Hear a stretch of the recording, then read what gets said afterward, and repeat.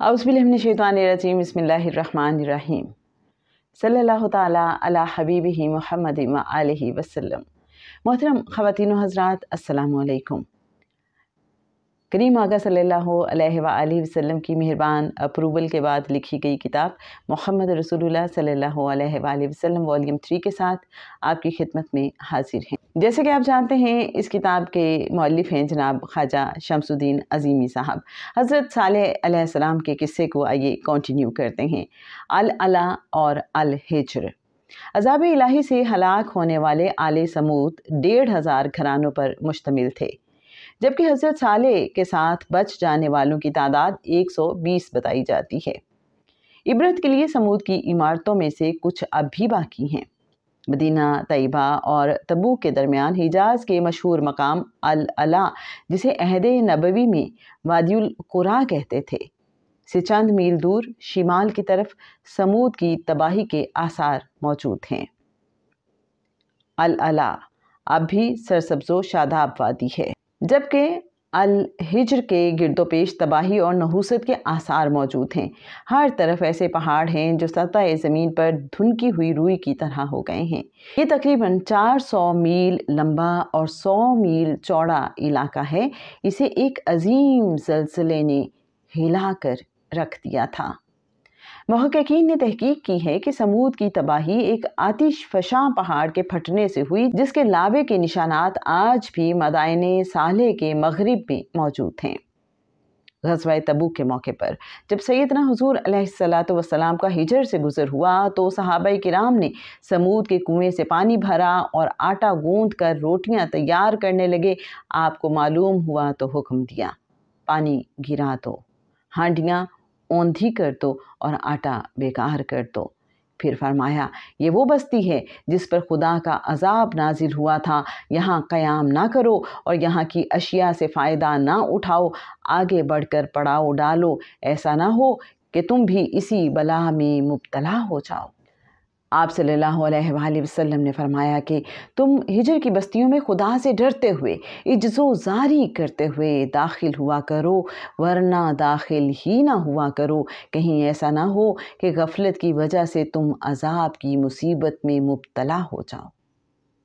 रिवायत है कि सैयदना हुज़ूर अलैहिस्सलातु वस्सलाम हिजर में दाखिल हुए तो फरमाया कि अल्लाह ताला से निशानी तलब ना करो। सालेह की कौम ने निशान तलब किया था और वो नाका पहाड़ की खो से निकलती थी और अपनी बारी में खा पी कर वहीं वापस चली जाती थी।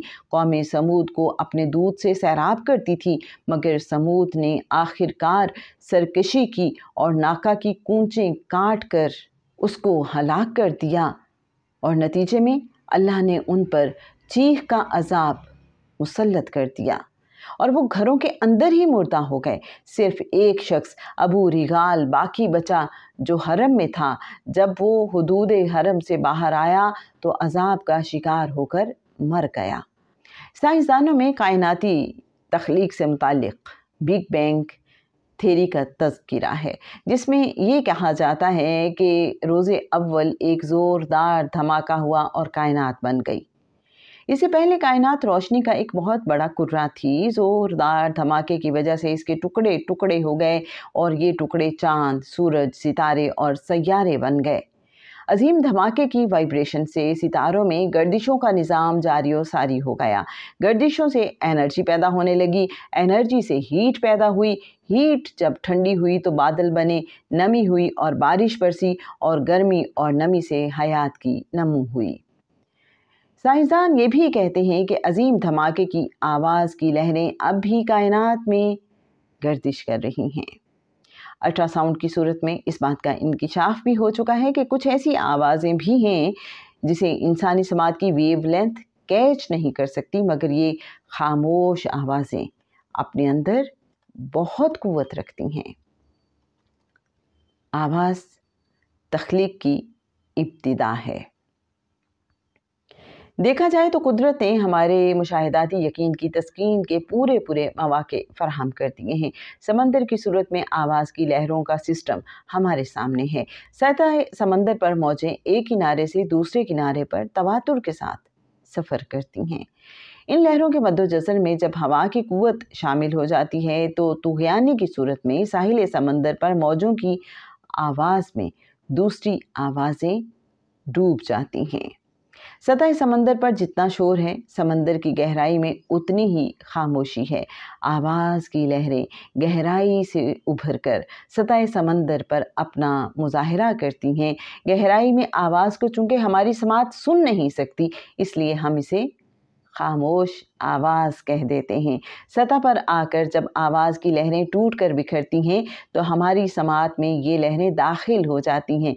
हो सकता है कि साइंसदान जिस थ्योरी को बिग बैंग कहते हैं वो उनके लाशऊर की आवाज़ हो और उनके लाशऊर ने कुन की निशानदही की हो। कुन की आवाज़ मख्फी आवाज़ है। ये मख्फी आवाज़ जब कायनात के नुक्ते में दाखिल हुई तो कायनात के ज़र्रे ज़र्रे में ज़िंदगी बनकर समा गई। हर जोन में आवाज़ की लहरें अपनी मखसूस मिक़दारों और फ्रीक्वेंसी के साथ काम कर रही हैं। कायनात का पूरा सिस्टम इत्तलाआत पर काम कर रहा है और इत्तलाआत की तरसील कुन पर हो रही है। यही इत्तलाआत शऊर में दाखिल होकर हवास बनती हैं। इत्तलाआत लहरों का मजमुआ है। आवाज़ सुरीली हो या करख्त, लहरों के ताने बाने पर नक्श होती है। इत्तलाआत लाशऊर या गैब से इनफिरादी शऊर में आती हैं। चिंगाड़ या सूर आवाज़ की ऐसी लहर है जो इनफिरादी शऊर की सकत से ज़्यादा है। ज़्यादा करख्त आवाज़ चिंगाड़ बन जाती है। चिंगाड़ आवाज़ की ऐसी लहरों का मजमुआ है जो ज़िंदगी में काम करने वाली लहरों को दरहम बरहम कर देती है। शऊर बिखर जाता है, आदमी भूस की तरह हो जाता है। जब लहरी नाम टूट जाता है तो ज़िंदगी मौत में तब्दील हो जाती है। चिंगाड़ आवाज़ की ऐसी लहर है जो समात के सिस्टम को तोड़ देती है। सिस्टम का टूटना हवास का टूटना है। आम हालात में देखा गया है कि धमाके से समात ख़त्म हो जाती है, कान के पर्दे फट जाते हैं। ऐसे एटम बम बनाए गए हैं कि बम के धमाके से हज़ारों लोग मर जाते हैं और पहाड़ धुआं बन जाते हैं। धमाकों से देव हैकल पहाड़ों में शिगाफ डाल दिए जाते हैं। आवाज़ जहाँ खुशी का ज़रिया है, आवाज़ परेशानी और तकलीफ़ का बायस होती है। खला में एक जाल है जो ग्राफ से बना हुआ है। इस ग्राफ में शिमाल, जनूब, मशरिक़, मग़रिब लहरें इस जाल में दौड़ती रहती हैं। यही लहरें हमारी आवाज़ को एक दूसरे तक पहुंचाती हैं। किसी भी किस्म की हरकत यानी मूवमेंट से हवा में थरथराहट या इर्तियाशी लहरें पैदा होती हैं और इन्हीं लहरों से आवाज़ बनती है।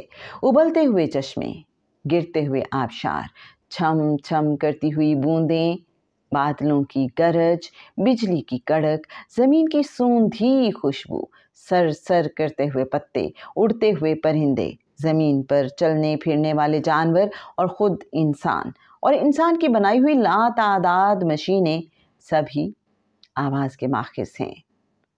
कहीं भी कोई हरकत रूनुमा होती है तो हवा के साल में मुतहर्रक होकर आवाज़ पैदा करते हैं। हम जब चुटकी बजाते हैं तो हमारी उंगलियों से सौती साल में निकल कर हवा में इर्तियाश पैदा कर देते हैं। दिखाई ना देने वाली ये इर्तियाशी कैफियत हमारे कानों को सिग्नल देती है और दिमाग इस आवाज़ को कबूल कर लेता है। इंसानी कान हर आवाज़ नहीं सुन सकते। एक आम आदमी के कान सिर्फ मखसूस फ्रीक्वेंसी की आवाज़ें सुन सकते हैं। इंसानी समाज से बाहर की आवाज़ों को साइंसदान खामोश आवाज़ें यानी अल्ट्रासोनिक कहते हैं। मौज मखसूस फासले को ऊपर नीचे हरकत करते हुए तय करती है।